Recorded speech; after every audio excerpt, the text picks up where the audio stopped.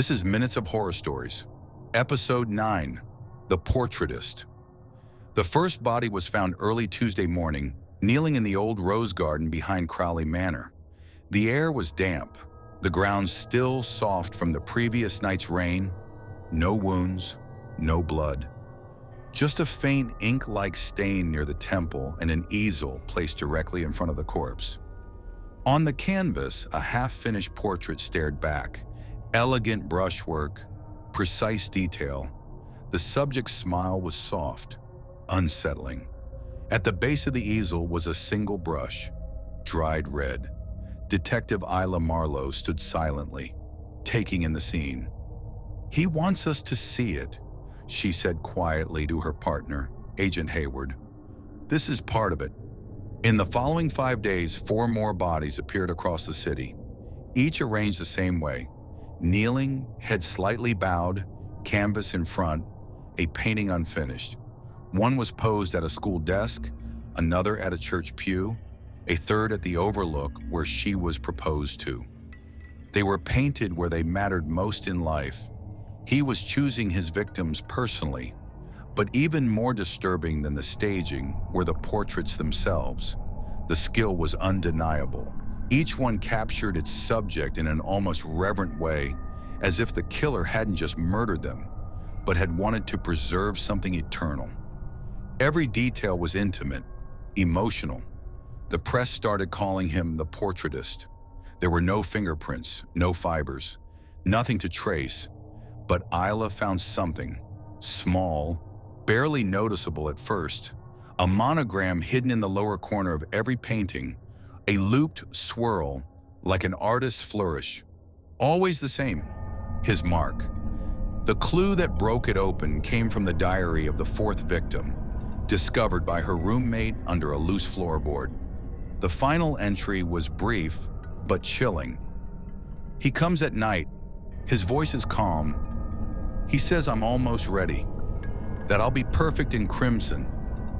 Crimson, like the red that stained every brush, like the color traced in thin, deliberate lines across each canvas.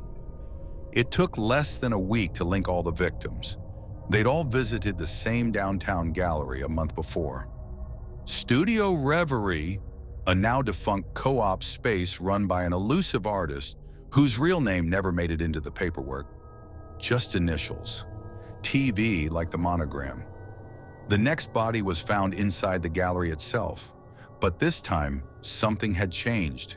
He was still there. Marlowe and Hayward arrived just in time to catch movement, footsteps leading down into the basement. A faint sound of brush on canvas echoed up the concrete stairwell. Down there, they found him. Mid-stroke, a tall, wiry man in overalls, face expressionless, painting the features of his latest victim, still warm on the ground. He didn't react to their presence. He just whispered, "You know why I do this." Neither detective spoke. He looked up, his eyes strangely empty. "They forget themselves.